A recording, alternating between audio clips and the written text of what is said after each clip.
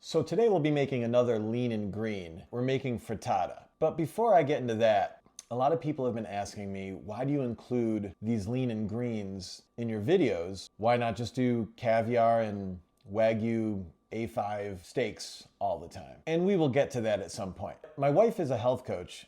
These lean and greens are what we eat 90% of the time for dinner. And to be honest, if this video makes dinner easier and the dinner is also clean and delicious food, to me that's a win.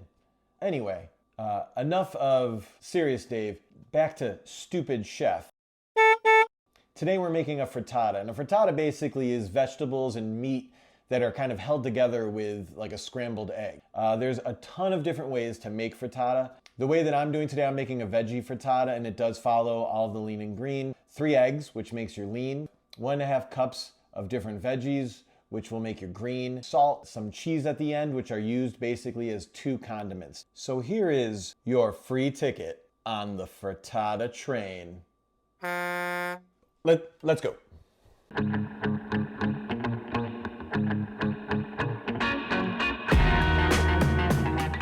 Okay, to start off, this recipe is for 2 portions. Just an FYI.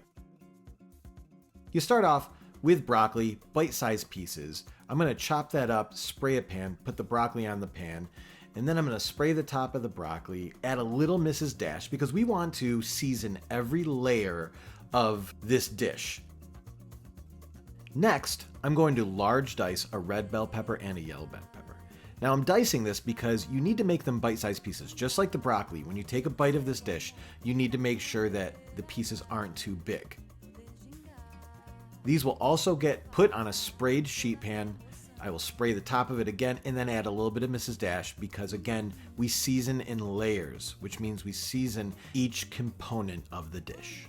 The most important thing with the vegetables that we are cooking today is that they need to end up brown. They need to get flavor, and to get flavor, we need to cook them long enough until they're brown. So this is gonna cook in a 400-degree oven for about 30 minutes.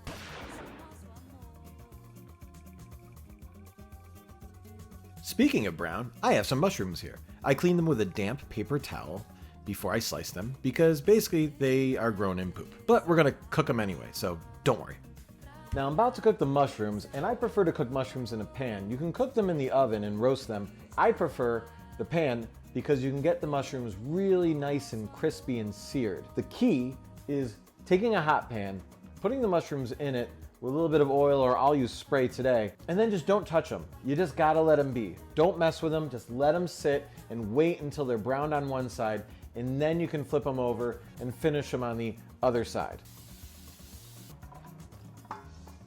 Another key to the mushrooms is that you don't want to crowd the pan. You need to allow them room to actually cook. So you need to use a bigger pan than you think. And like I said, I put them in there, I give them one little toss, and then I'm just gonna walk away and let them cook.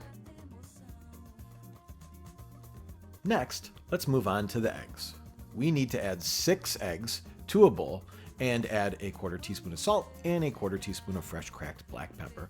And we're gonna whisk it, and the more you whisk it, the more fluffy your frittata is. So I like to whisk it until there's bubbles in it.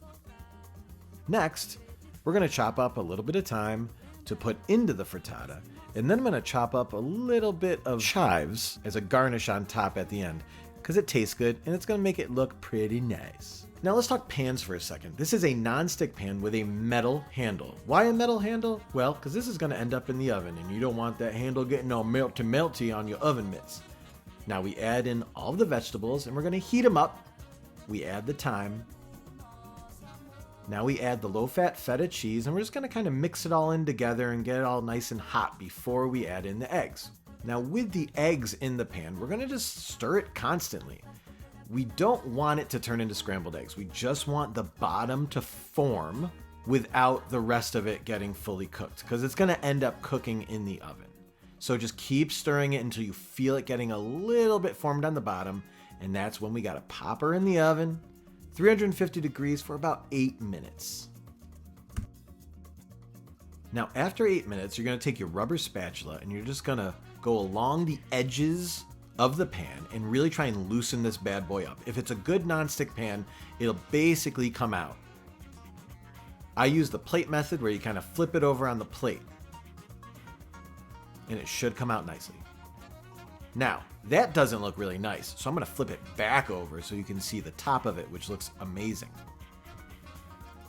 Then I cut it into quarters, and I take half of it, because this is a double portion, and put half of it on a plate. Then I garnish it with half a tablespoon of the Parmigiano cheese, freshly grated, of course. Sprinkle some of them chives on top, and oh boy. Come on. Hot, sicker than your average. Papa twist cabbage off instinct. Niggas don't think shit. All right, so now it's time to eat this. And I'm gonna tell you, this is heavy. This feels like a lot of food. This is half of the frittata that I made. So the other half goes to my wife, Halle.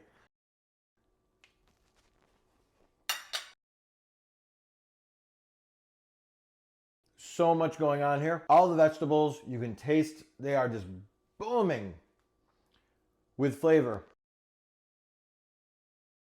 You got your ticket on the frittata train, and that frittata train is rolling. There you go. Homie.